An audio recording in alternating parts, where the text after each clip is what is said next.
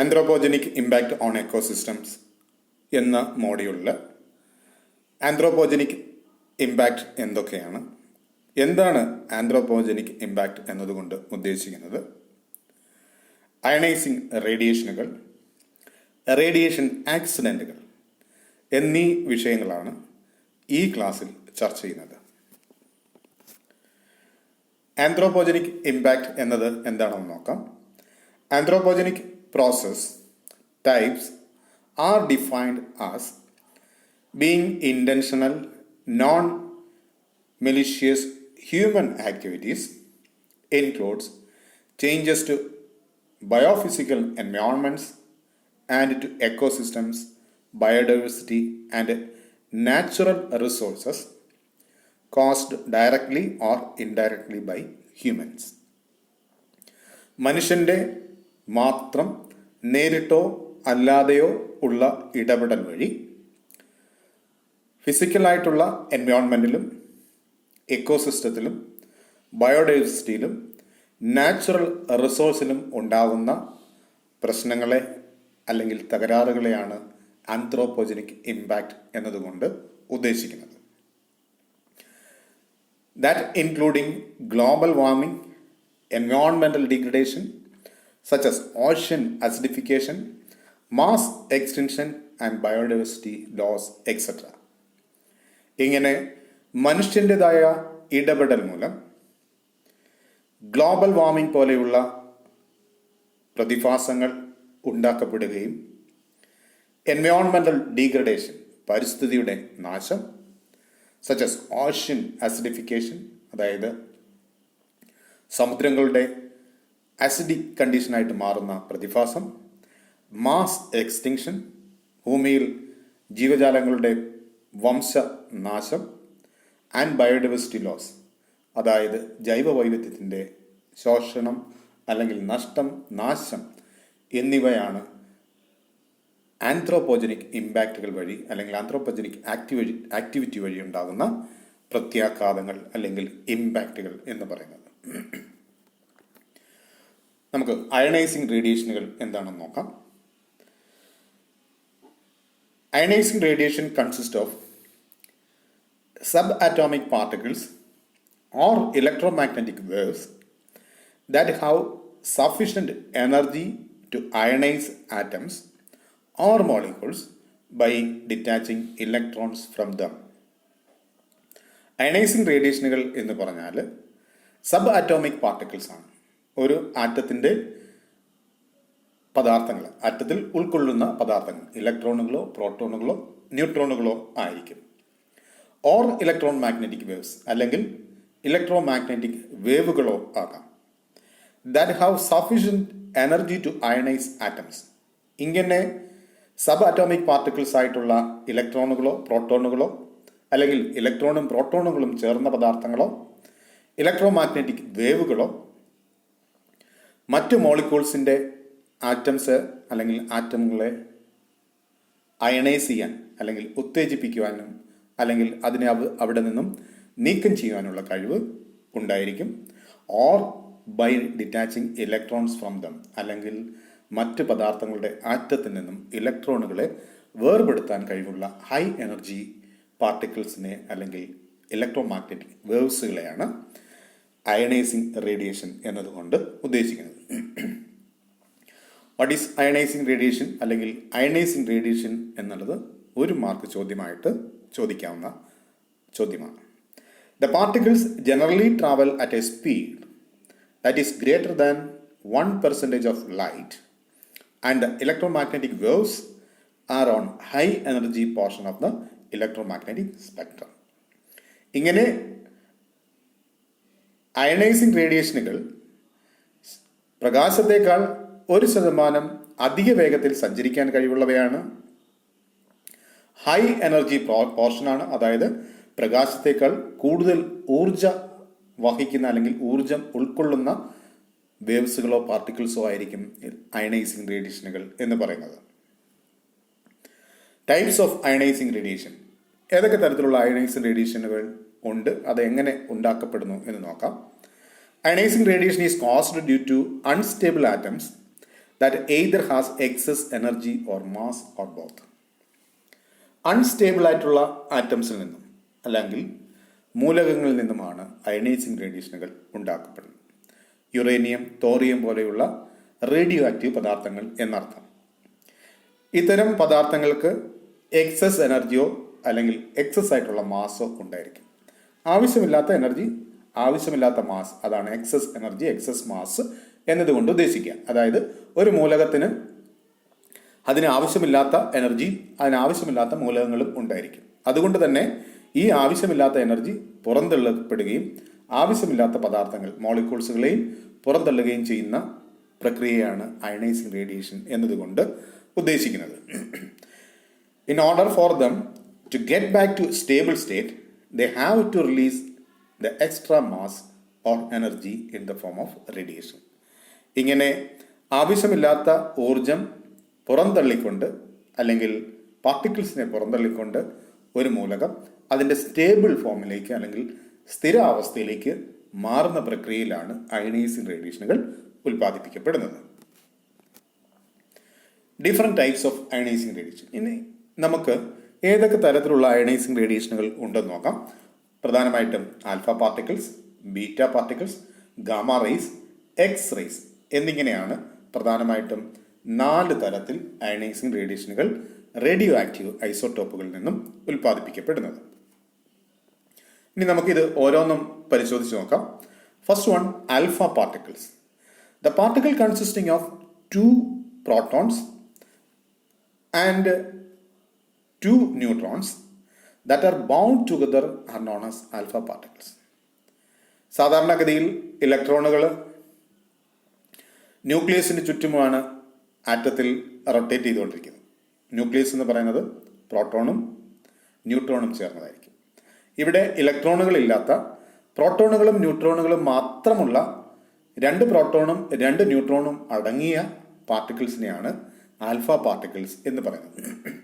2 പ്രോട്ടോണും 2 ന്യൂട്രോണും.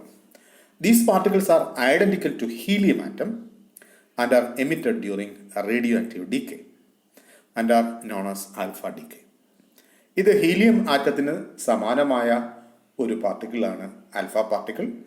ഇത് ഉൽപ്പാദിപ്പിക്കപ്പെടുന്നത് radio active ഡീക്കെ വഴിയാണ്. അതായത് റേഡിയേഷൻ പുറപ്പെടുവിക്കുന്ന പദാർത്ഥങ്ങൾ അതിൻ്റെ സ്റ്റേബിൾ ഫോമിലേക്ക് പോകുമ്പോൾ എമിറ്റ് ചെയ്യപ്പെടുന്ന പ്രധാനപ്പെട്ട ഒരു പദാർത്ഥമാണ് അല്ലെങ്കിൽ പാർട്ടിക്കിൾസ് ആണ് ആൽഫ പാർട്ടിക്കിൾ എന്ന് പറയുന്നത്. രണ്ടാമത്തത് beta particles. Particles that are having high energy electrons or positrons are known as beta particles. പ്രധാനമായിട്ടും ന്യൂട്രോണും പ്രോട്ടോണും ഉണ്ടായിരിക്കും. ഇതിനകത്ത് ഹൈ എനർജി ഇലക്ട്രോണുകൾ കൂടുതലായി അടങ്ങിയിരിക്കും, അല്ലെങ്കിൽ ഇത്തരം പാർട്ടിക്കിൾസിൽ ഹൈ എനർജിയുള്ള ഇലക്ട്രോണുകൾ അടങ്ങിയതായിരിക്കും. ഇങ്ങനെ ഹൈ എനർജി ഇലക്ട്രോണുകൾ അടങ്ങിയ റേഡിയോ ആക്റ്റീവ് പാർട്ടിക്കിൾസിനെയാണ് ബീറ്റ പാർട്ടിക്കിൾസ് അല്ലെങ്കിൽ പോസിട്രോൺസ് എന്ന് പറയുന്നത്. These are ejected during radioactive decay and are known as beta decay. സ്വാഭാവികമായിട്ടും ഇത്തരം പദാർത്ഥങ്ങൾ ഉൽപ്പാദിപ്പിക്കപ്പെടുന്നത് റേഡിയോ ആക്റ്റീവ് ഡീക്കയിൽ നിന്നായതുകൊണ്ട് ഇതിനെ ബീറ്റ ഡീക്കെ എന്ന് പറയുന്നു. മൂന്നാമത്തത് gamma rays. During radioactive decay a packet of electromagnetic energy is emitted by the nucleus known as gamma decay. ന്യൂക്ലിയസിൽ നിന്നും packet of energy, പ്രകാശം സഞ്ചരിക്കുന്നത് തരംഗരൂപത്തിലാണെന്ന് നമ്മൾ പഠിച്ചിട്ടുണ്ട്. തരംഗരൂപത്തിൽ സഞ്ചരിക്കുന്ന പ്രകാശത്തെ പാക്കറ്റ് ഓഫ് എനർജി അല്ലെങ്കിൽ ക്വാണ്ടം എന്നാണ് പറയുക. അപ്പം അതിന് സമാനമായി ന്യൂക്ലിയസിൽ നിന്നും അല്ലെങ്കിൽ റേഡിയോ ആക്റ്റീവ് ഡീക്കെ വഴി ഉണ്ടാക്കപ്പെടുന്ന ഇലക്ട്രോമാഗ്നറ്റിക് എനർജിയാണ് ഗാമ റേസ് എന്ന് പറയുന്നത്. In the electromagnetic spectrum, gamma photons are the most energic photons. Electromagnetic സ്പെക്ട്രത്തിൽ ഗാമ റേസിനാണ് ഏറ്റവും കൂടുതൽ ഊർജം ഉള്ളത്, അല്ലെങ്കിൽ എനർജി അടങ്ങിയിട്ടുള്ള ഊർജം അടങ്ങിയിട്ടുള്ള പദാർത്ഥങ്ങളാണ് ഗാമ റേസ്. അതുകൊണ്ട് തന്നെ ഇതിന് പെനിട്രേഷൻ, അതായത് തുളച്ചു കയറാനുള്ള കഴിവ് മറ്റ് റേസിനെ അല്ലെങ്കിൽ മറ്റ് പാർട്ടിക്കിൾസിനെ അപേക്ഷിച്ച് കൂടുതലായിരിക്കും. ഇനി ഇങ്ങനെ റേഡിയോ ആക്റ്റീവ് പദാർത്ഥങ്ങൾ വഴി ഉണ്ടാക്കപ്പെടുന്ന റേഡിയേഷനുകൾ. മനുഷ്യൻ്റെ ഇടപെടൽ മൂലം ധാരാളം റേഡിയോ ആക്റ്റീവ് മൂലകങ്ങൾ അല്ലെങ്കിൽ റേഡിയോ ആക്റ്റീവ് പദാർത്ഥങ്ങൾ പ്രകൃതിയിൽ ആന്ത്രോപോജനിക് ആക്ടിവിറ്റി വഴി ഉണ്ടാക്കപ്പെടുന്നുണ്ട്. ഇങ്ങനെ ഉണ്ടാക്കപ്പെടുന്നതും പ്രകൃതിയിൽ സ്വാഭാവികമായിട്ട് ഉണ്ടാക്കപ്പെടുന്നതുമായിട്ടുള്ള അയണൈസിങ് റേഡിയേഷൻ്റെ എഫക്റ്റുകൾ എന്തൊക്കെയാണെന്ന് നമുക്ക് നോക്കാം. Ionising radiation damages the genetic material in reproductive cells and results in mutations that are transmitted from generation to generation. ഇവിടെ നോക്കുക, വളരെ പ്രധാനപ്പെട്ട ഒരു പ്രത്യാഘാതമാണ് റേഡിയോ ആക്ടിവിറ്റി വഴി ഉണ്ടാക്കപ്പെടുന്നത്. ജനിതകപരമായിട്ടുള്ള തകരാറുകൾ ഉണ്ടാക്കാൻ റേഡിയോ ആക്റ്റീവ് മെറ്റീരിയൽസ് അല്ലെങ്കിൽ അയണൈസിങ് റേഡിയേഷനുകൾക്ക് കഴിയും. പ്രത്യേകിച്ചും റീപ്രൊഡക്റ്റീവ് സെൽസിൽ അയണൈസിങ് റേഡിയേഷൻ പതിക്കാൻ അല്ലെങ്കിൽ അയണൈസിങ് റേഡിയേഷൻ ഉണ്ടാക്കുന്ന പ്രത്യാഘാതം മൂലം അതുമൂലമുണ്ടാകുന്ന മ്യൂട്ടേഷൻസ്, ജനിതകപരമായിട്ടുള്ള തകരാറുകൾ ഒരു തലമുറയിൽ നിന്നും അടുത്ത തലമുറയിലേക്ക് കൈമാറ്റം ചെയ്യപ്പെടുകയും ചെയ്യും. Radiation may alter the DNA within any cell. അതുപോലെ തന്നെ നമ്മുടെ ശരീരത്തിലെ ഏത് കോശത്തെയും അതിലടങ്ങിയിട്ടുള്ള DNA ഘടനയ്ക്ക് മാറ്റം വരുത്താൻ അല്ലെങ്കിൽ അതിൻ്റെ സ്ട്രക്ചറിന് വ്യത്യാസം വരുത്താൻ റേഡിയേഷനുകൾക്ക് കഴിയും. Cancer is the most notable long-term somatic effect of radiation. ഇങ്ങനെ വളരെ ദീർഘകാലം റേഡിയേഷൻ അനുഭവിക്കാൻ അല്ലെങ്കിൽ റേഡിയേഷൻ്റെ പ്രത്യാഘാതം ഏൽക്കേണ്ടി വരുന്ന ഒരു വ്യക്തിയെ സംബന്ധിച്ചിടത്തോളം അല്ലെങ്കിൽ ഒരു ആനിമൽസിനെ സംബന്ധിച്ചിടത്തോളം ക്യാൻസർ പോലെയുള്ള വളരെ മാരകമായിട്ടുള്ള അസുഖങ്ങൾ ഉണ്ടാകാനുള്ള സാധ്യത റേഡിയേഷൻ ഉണ്ടാക്കുന്നുണ്ട്. In contrast, mutations that occur in germ cells, sperm and ova can be transmitted to future generations and are therefore called genetic or heritable effects. ഇതിൽ നിന്നും ജേം സെൽസിൽ, പ്രത്യേകിച്ച് റീപ്രൊഡക്റ്റീവ് സെൽസിൽ, സ്പേമിലോ ഓവയിലോ റേഡിയേഷൻ പതിക്കുന്നത് മൂലം മ്യൂട്ടേഷൻ സംഭവിച്ചാൽ ഇങ്ങനെ സംഭവിക്കുന്ന മ്യൂട്ടേഷൻസ് തലമുറയിൽ നിന്നും തലമുറയിലേക്ക് കൈമാറ്റം ചെയ്യപ്പെടുകയും ചെയ്യും. അതുകൊണ്ട് ഇത്തരം മ്യൂട്ടേഷനുകളെ heritable effects of ionising radiation എന്നാണ് പറയുന്നത്. Genetic effects may not appear until many generations later. ചിലപ്പോൾ ജനറ്റിക് എഫക്റ്റ് ഒരു തലമുറയിൽ നിന്നും അടുത്ത തലമുറയിലേക്ക് കൈമാറ്റം ചെയ്യപ്പെടുകയോ പലപ്പോഴും ചെയ്യപ്പെടാതിരിക്കുകയോ ചെയ്യാം. അത് മ്യൂട്ടേഷൻസ് എത്രത്തോളം ഇൻഹെറിറ്റബിൾ ആണ് അല്ലെങ്കിൽ ഹെറിറ്റബിൾ ആണ് എന്നതിനനുസൃതമായി മ്യൂട്ടേഷൻസ് സംഭവിക്കുകയും സംഭവിക്കാതിരിക്കുകയും ചെയ്യാം എന്നർത്ഥം. ഇനി മറ്റൊരു പ്രധാന പ്രത്യേകത നോക്കാം, റേഡിയോ സെൻസിറ്റിവിറ്റി. എന്താണ് റേഡിയോ സെൻസിറ്റിവിറ്റി എന്ന് നോക്കാം. It is the relative weakness of cells, tissues, organs or organism to harmful effect of ionising radiations. ഒരു ജീവിയുടെ എല്ലാ ശരീരകോശങ്ങൾക്കും വളരെ പ്രധാനപ്പെട്ട ഒരു പോരായ്മയുണ്ട് അല്ലെങ്കിൽ വീക്ക്നെസ് ഉണ്ട്, റേഡിയേഷനുകളെ പ്രതിരോധിക്കാനുള്ള കഴിവില്ലായ്മ എന്നുള്ളതാണ്. ഇങ്ങനെ കോശങ്ങൾക്ക് സെൽസിനോ ടിഷ്യൂസിനോ ഓർഗൻസിനോ അല്ലെങ്കിൽ ഓർഗാനിസത്തിന് പൂർണ്ണമായോ റേഡിയേഷൻ എന്ന് പറയുന്ന അല്ലെങ്കിൽ അയണൈസിങ് റേഡിയേഷനെ പ്രതിരോധിക്കാനുള്ള കഴിവില്ലായ്മയാണ് റേഡിയോ സെൻസിറ്റിവിറ്റി എന്നതുകൊണ്ട് ഉദ്ദേശിക്കുന്നത്. Actively dividing cells or those not fully mature are most at risk from radiation. ഇങ്ങനെ റേഡിയോ സെൻസിറ്റിവിറ്റി ഏറ്റവും കൂടുതൽ ബാധിക്കുന്നത് ആക്റ്റീവ്ലി ഡിവൈഡിങ് സെൽസിനെയാണ്. അതായത് പ്രത്യേകിച്ച് റീപ്രൊഡക്റ്റീവ് സെൽസിൽ അല്ലെങ്കിൽ ഫീറ്റസിൽ റേഡിയേഷൻ വളരെ മാരകമായ രീതിയിൽ ബാധിക്കാറുണ്ട്. The most radio sensitive cells are those which have high division rate. ഇനി റേഡിയോ സെൻസിറ്റിവിറ്റി ഏറ്റവും കൂടുതലായിട്ട് ബാധിക്കുന്ന കോശങ്ങൾ ഏതൊക്കെയാണെന്ന് ഓരോന്ന് പരിശോധിച്ചാൽ, ഹാവ് ഹൈ ഡിവിഷൻ റേറ്റ്, വളരെ വേഗത്തിൽ ശരീരത്തിൽ വിഘടിക്കുന്ന കോശങ്ങളെ റേഡിയോ സെൻസിറ്റീവ് സെൽസ് എന്ന് പറയാം. ഹൈ മെറ്റബോളിക് റേറ്റ്, അതുപോലെ തന്നെ മെറ്റബോളിസം, ഉപാപചയ പ്രവർത്തനങ്ങൾ ഏറ്റവും കൂടുതൽ നടക്കുന്ന കോശങ്ങളിൽ are of non specialised type. Non specialised type എന്നതുകൊണ്ട് ഉദ്ദേശിക്കുന്നത് ഏതെങ്കിലും പ്രത്യേക ശരീരകോശങ്ങൾ, അതായത് ശ്വാസകോശമാകാം, ബ്രെയിനാകാം. അങ്ങനെ നോൺ സ്പെഷ്യലൈസ്ഡ് ആയിട്ടുള്ള കോശങ്ങളിലും സ്പെഷ്യലൈസ്ഡ് ആയിട്ടുള്ള കോശങ്ങളും റേഡിയോ സെൻസിറ്റീവാണ്. Are well nourished. അതുപോലെ ഏറ്റവും നല്ല നറിഷ്ഡ് ആയിട്ടുള്ള അല്ലെങ്കിൽ ശരീര ഹെൽത്തി ആയിട്ടുള്ള കോശങ്ങളും റേഡിയോ സെൻസിറ്റീവ് സെൽസാണ്. അപ്പോൾ ഭൂമിയിലുള്ള ജീവജാലങ്ങളിൽ കോശങ്ങൾക്ക് പ്രതിരോധിക്കാൻ, അതായത് അയണൈസിങ് റേഡിയേഷനുകളെ പ്രതിരോധിക്കാനുള്ള കഴിവ് ശരീരത്തിൻ്റെ കോശങ്ങളുടെ അവയവങ്ങളുടെ പോരായ്മയാണ്. ഈ പോരായ്മയാണ് റേഡിയോ സെൻസിറ്റിവിറ്റി എന്നതുകൊണ്ട് ഉദ്ദേശിക്കുന്നത്. 2 മാർക്ക് ചോദ്യം റേഡിയോ സെൻസിറ്റിവിറ്റിയിൽ നിന്ന് നമുക്ക് പ്രതീക്ഷിക്കാവുന്നതാണ്. ഇനി നമുക്ക് ലോകത്തിൽ നടന്നിട്ടുള്ള പ്രധാനപ്പെട്ട റേഡിയേഷൻ ആക്സിഡൻറ്റുകൾ ഏതൊക്കെയാണെന്ന് നോക്കാം. നമുക്കിവിടെ 4 ആക്സിഡൻറ്റുകളാണ് നമുക്ക് ടെക്സ്റ്റിൽ ഉൾക്കൊള്ളിച്ചിട്ടുള്ളത്. പ്രധാനപ്പെട്ട മേജറായിട്ടുള്ള ആക്സിഡൻറ്റുകൾ മാത്രമേ നമുക്ക് ഇതിനകത്ത് പറയുന്നുള്ളൂ. മൈനറായിട്ടുള്ള ഒരുപാട് റേഡിയേഷൻ ആക്സിഡൻറ്റുകൾ ഭൂമിയിലെ അല്ലെങ്കിൽ നമ്മുടെ മനുഷ്യൻ്റെ ചരിത്രത്തിൽ ഒരുപാട് സംഭവിച്ചിട്ടുണ്ട്.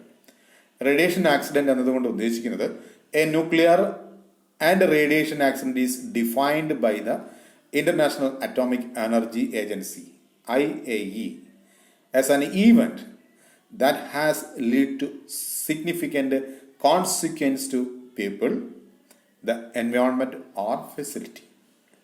ന്യൂക്ലിയർ ആക്സിഡൻറ്റിനെ International Atomic Energy Agency define ചെയ്തിരിക്കുന്നത് an event that has led to significant consequence to people. അതായത് ജനങ്ങൾക്ക് അല്ലെങ്കിൽ ജീവന് ഭീഷണിയാകുന്ന കോൺസിക്വൻസ് അല്ലെങ്കിൽ പ്രത്യാഘാതമുണ്ടാക്കുന്ന പ്രശ്നങ്ങൾ അല്ലെങ്കിൽ ആക്സിഡൻറ്റുകൾ or environment or the facility, അല്ലെങ്കിൽ ഈ സ്ഥാപനത്തിന് അല്ലെങ്കിൽ റേഡിയോ ആക്റ്റീവ് അല്ലെങ്കിൽ റേഡിയേഷൻ മൂലം എനർജി ഉൽപ്പാദിപ്പിക്കുന്ന പ്ലാന്റുകൾക്കോ അല്ലെങ്കിൽ പ്ലാന്റിൻ്റെ ഉണ്ടാകുന്ന ആക്സിഡൻറ്റ് എൻവയോൺമെൻറ്റിനോ ജീവന് തന്നെയോ ഭീഷണിയാകുന്ന തരത്തിലുള്ള ആക്സിഡൻറ്റുകളെയാണ് ന്യൂക്ലിയർ അല്ലെങ്കിൽ റേഡിയേഷൻ ആക്സിഡൻറ്റ്സ് എന്നതുകൊണ്ട് ഡിഫൈൻ ചെയ്തിരിക്കുന്നത്. Examples include lethal effect to individuals, large radio activity release to the environment, reactor core melt. ഇങ്ങനെ ഒരു ഈവൻ്റ് എന്ന് പറഞ്ഞാൽ ഒരു സംഭവം, ഈ സംഭവം അത് റേഡിയേഷൻ ഉൽപ്പാദിപ്പിക്കുന്ന സ്ഥലത്തുണ്ടാകുന്ന സംഭവത്തെയാണ് റേഡിയേഷൻ ആക്സിഡൻറ്റ് എന്നതുകൊണ്ട് ഉദ്ദേശിക്കുക. ഇങ്ങനെ ഉണ്ടാകുന്ന സംഭവം അല്ലെങ്കിൽ ഇങ്ങനെ ഉണ്ടാകുന്ന ഒരു പ്രശ്നം മനുഷ്യനോ പ്രകൃതിക്കോ അല്ലെങ്കിൽ ആ സ്ഥാപനത്തിനോ അല്ലെങ്കിൽ റേഡിയേഷൻ ഉൽപ്പാദിപ്പിക്കുന്ന പ്രദേശത്തിനോ നാശമുണ്ടാക്കുകയാണെങ്കിൽ അതിനെയാണ് ആക്സിഡൻറ്റ് എന്ന് പറയുന്നത്. ഇത് include lethal effect to individual, ഒരു വ്യക്തിക്കോ അല്ലെങ്കിൽ വ്യക്തികൾക്കോ ലീത്തലായിട്ടുള്ള ജീവന് തന്നെ ഭീഷണിയാവുന്ന ഇഫക്റ്റ് ഉണ്ടാക്കുകയാണെങ്കിലും അതിനെ ആക്സിഡൻറ്റ്സ് എന്ന വിഭാഗത്തിൽപ്പെടുത്തിയിട്ടുണ്ട്. ലാർജ് റേഡിയോ ആക്ടിവിറ്റി റിലീസ്, അതുപോലെ തന്നെ വളരെ വലിയ റേഡിയോ ആക്റ്റീവ് മെറ്റീരിയൽസിൻ്റെ അല്ലെങ്കിൽ റേഡിയേഷൻസിൻ്റെ റിലീസ് സംഭവിക്കുന്ന ഘട്ടത്തെയും റേഡിയേഷൻ ആക്സിഡൻറ്റ്സ് എന്നാണ് പറയുന്നത്. ഇനി നമുക്ക് റേഡിയേഷൻ ആക്സിഡൻറ്റുകളെ ഓരോന്നായിട്ട് പരിശോധിക്കാം. ഭൂമിയിൽ ഇതുവരെ നടന്നിട്ടുള്ള വലിയ ആക്സിഡൻറ്റുകൾ ആണ് ആദ്യം പരിഗണിക്കുന്നത്. നമുക്ക് ഏറെ പരിചിതമായ ഒരു ആക്സിഡൻ്റാണ് Fukushima Daiichi, Japan. Fukushima accident ആണ് എന്നാണ് നമ്മൾ പൊതുവെ അറിയുന്നത്.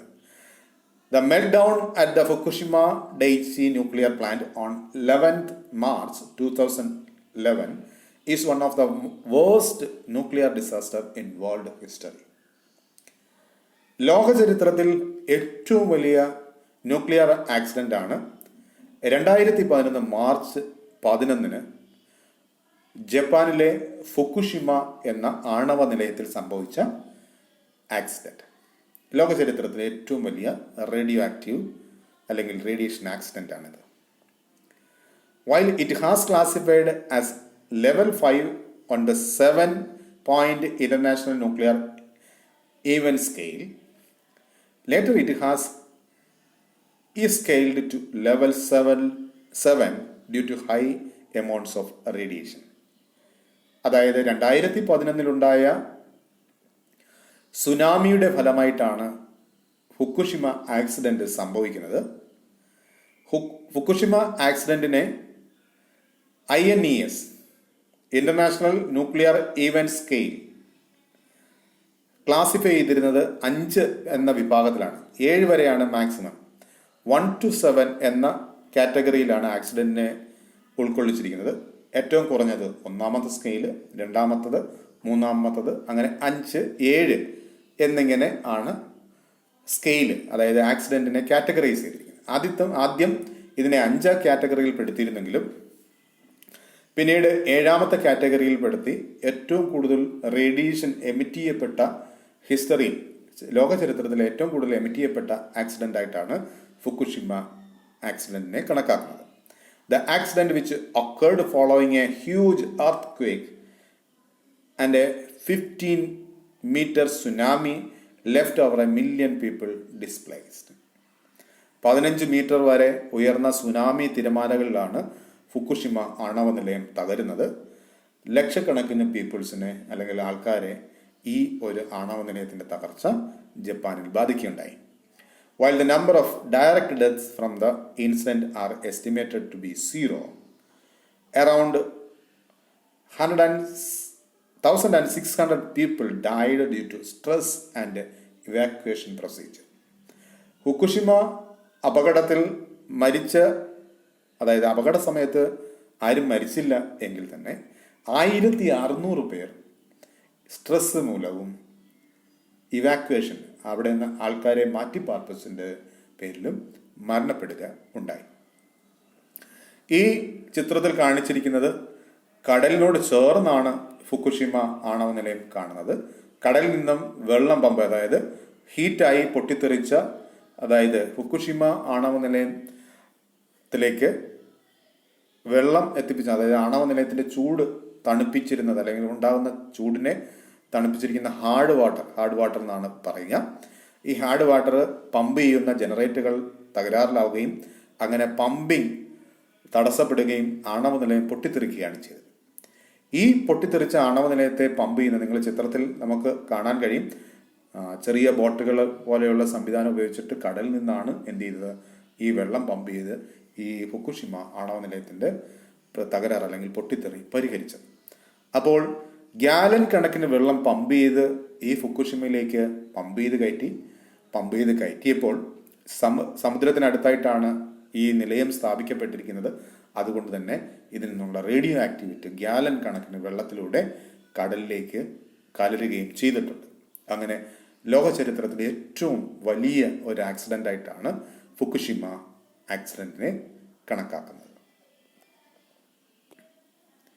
രണ്ടാമത്തത് ചെർണോബിൽ ഡിസാസ്റ്റർ. യുക്രൈനിലാണ്, അതായത് ഫോർമർ സോവിയറ്റ് യൂണിയൻ. ഇപ്പം നമ്മൾ USSR എന്ന രീതിയിൽ റഷ്യ, ഇപ്പോഴത്തെ റഷ്യയ്ക്ക് സോവിയറ്റ് യൂണിയൻ എന്നാണ് ഇത് മുൻപത്തെ പേര്. കാരണം ഒരുപാട് രാജ്യങ്ങൾ ചേർന്ന ഒരു യൂണിയൻ ആയിരുന്നു. അപ്പോൾ അവിടെ യുക്രൈനിലാണ് ചെർണോബിൽ എന്ന സ്ഥലത്തുള്ള ആക്സിഡന്റ് നടക്കുന്നത്. Considered as the world's worst nuclear disaster till date and classified as level 7 on INES, the nuclear accident at Chernobyl happened due to sudden flaw in power during a reactor system test in the reactor number 4. അതായത് അന്ന് വരെ 2011 മുൻപ് വരെ ലോക ചരിത്രത്തിലെ ഏറ്റവും മോശപ്പെട്ട, ഏറ്റവും വലിയ ഒരു ഡിസാസ്റ്ററായിട്ട് തന്നെയാണ് ഇതിനെ കണക്കാക്കിയിരുന്നത്. ഫുക്കുഷിമയിലെ പോലെ ലെവൽ 7 എന്ന വിഭാഗത്തിലാണ് ഈ ഡിസാസ്റ്ററിനെയും കണക്കാക്കുന്നത്. അതായത് ഇതൊരു ടെസ്റ്റിംഗ്, ഈ റിയാക്ടറിൻ്റെ ടെസ്റ്റിംഗ് സമയത്ത് റിയാക്ടർ നമ്പർ 4 ഉൽപ്പാദിപ്പിക്കപ്പെട്ട അധിക ഊർജം, അതായത് ഈ റിയാക്ടറുകളെല്ലാം സ്ഥാപിക്കപ്പെട്ടിരിക്കുന്നത് ഊർജം ഉൽപ്പാദിപ്പിക്കാനാണ്, അല്ലെങ്കിൽ ഇലക്ട്രിസിറ്റി ഉൽപ്പാദിപ്പിക്കാനായിട്ടാണ് ഇത്തരം റിയാക്ടറുകളെല്ലാം സ്ഥാപിക്കപ്പെട്ടിരിക്കുന്നത് ലോകത്തിലെമ്പാടും.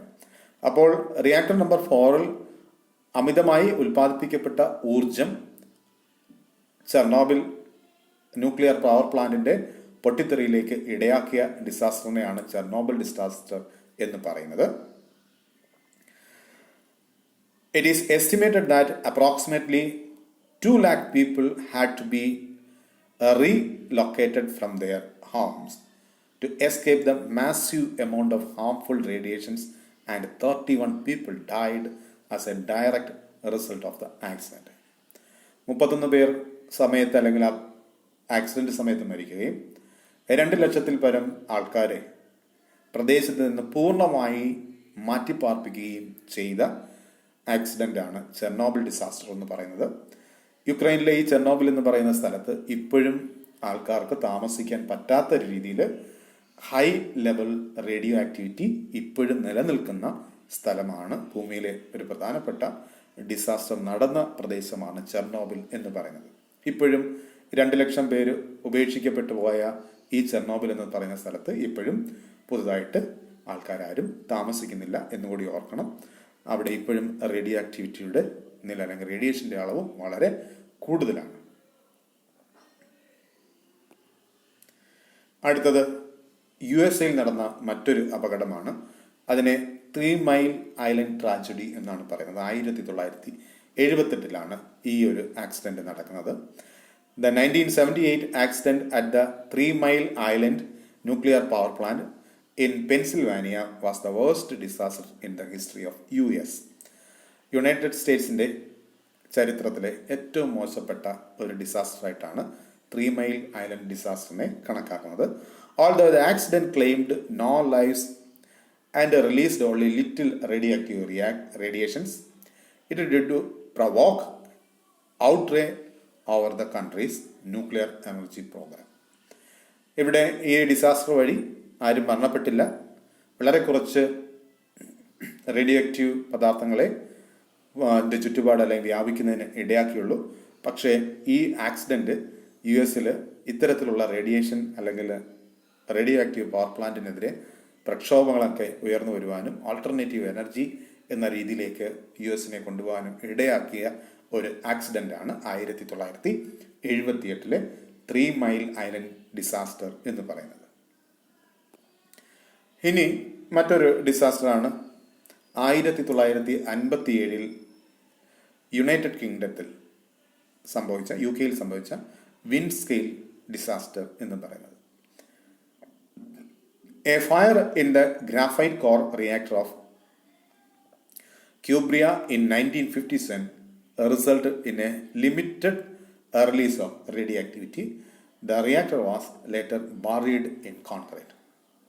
1957 സംഭവിച്ച ഈ ഡിസാസ്റ്റർ വഴി വളരെ കുറച്ച് റേഡിയോ ആക്ടിവിറ്റിയെ ഉള്ളത് എങ്കിലും ഇത് പിന്നീട് ഈ റിയാക്ടർ പൂർണ്ണമായിട്ടും കോൺക്രീറ്റ് ചെയ്ത് മൂടുകയാണ്, അല്ലെങ്കിൽ റേഡിയേഷൻ പുറത്തു വരാത്ത രീതിയിലുള്ള ക്രമീകരണം നടത്തുകയുണ്ടായി. Whereas no deaths have been directly linked to this accident. It did cause 200 causes of cancer in Britain. നേരിട്ട് അപകടം സംഭവിച്ചില്ലെങ്കിലും ഈ റേഡിയേഷൻ ആക്സിഡന്റ് വഴി 200ഓളം പേർക്ക് പിന്നീട് ക്യാൻസർ പോലെയുള്ള അസുഖങ്ങൾ ഉണ്ടായതായി രേഖപ്പെടുത്തിയിട്ടുണ്ട്. This accident was categorised as level 5 on the 7-point International Nuclear Event Scale. INESന്റെ സ്കെയിൽ അനുസരിച്ച് ലെവൽ 5 ഈ ഒരു ഡിസാസ്റ്റർ കണക്കാക്കിയിരിക്കുന്നത്. ഇത് വളരെ പ്രധാനപ്പെട്ട ഒരു ചിത്രമാണ്, നിങ്ങൾക്ക് വളരെ പരിചയപ്പെട്ട ഒരു ചിത്രം. ഈ ചിത്രത്തെക്കുറിച്ചുള്ള ഇൻഫർമേഷനുകൾ നിങ്ങൾ കളക്ട് ചെയ്ത് നമുക്ക് അടുത്ത ക്ലാസ്സിൽ അതുമായിട്ട് നിങ്ങൾ ചോദ്യങ്ങൾ ചോദിക്കാവുന്നതുമാണ്. അപ്പോൾ ആന്ത്രോപോജനിക് ഇമ്പാക്റ്റ് ഓൺ എക്കോസിസ്റ്റംസ് എന്നതൊരു എസ്സേ ആയിട്ട് ചോദിക്കുന്ന ഒരു പാഠഭാഗമാണ്. അതിൻ്റെ തുടക്കത്തിലുള്ള 2 കാര്യങ്ങളാണ് നമ്മൾ ഇന്ന് ഡിസ്കസ് ചെയ്തത്. റേഡിയോ ആക്റ്റീവ് എന്താണ് ആന്ത്രോപോജനിക് ഇമ്പാക്റ്റ് അല്ലെങ്കിൽ ആന്ത്രോപോജനിക് ആക്ടിവിറ്റി എന്നത് കൊണ്ട് ഉദ്ദേശിക്കുന്നത്, അതിൻ്റെ ഇമ്പാക്റ്റ് ഏതൊക്കെ തരത്തിലാണ് എന്നുള്ളതാണ് ഈ പാഠഭാഗത്തിൽ ചർച്ച ചെയ്യാൻ തുടങ്ങിയത്. ആദ്യം നമ്മൾ ചർച്ച ചെയ്തിരിക്കുന്നത് റേഡിയേഷൻ, അയണൈസിങ് റേഡിയേഷനുകൾ എന്താണ്, അയണൈസിങ് റേഡിയേഷനുകൾ ഉണ്ടാക്കുന്ന തകരാറുകൾ അല്ലെങ്കിൽ ഉണ്ടാക്കുന്ന ഇമ്പാക്റ്റുകൾ എന്തൊക്കെയാണ്, അങ്ങനെ അയണൈസിങ് റേഡിയേഷൻ വഴി ഉണ്ടായ ആക്സിഡൻറ്റുകൾ, മേജർ ആക്സിഡൻറ്റുകൾ ഏതൊക്കെയാണ് തുടങ്ങിയ വിഷയങ്ങൾ മാത്രമാണ് ഈ ക്ലാസ്സിൽ ചർച്ച ചെയ്യുന്നത്. അടുത്ത ക്ലാസ്സുകളിൽ ആന്ത്രോപോജനിക് ആക്ടിവിറ്റിയുടെ പുതിയ കാര്യങ്ങൾ നമ്മൾ പഠിക്കുന്നതായിരിക്കും.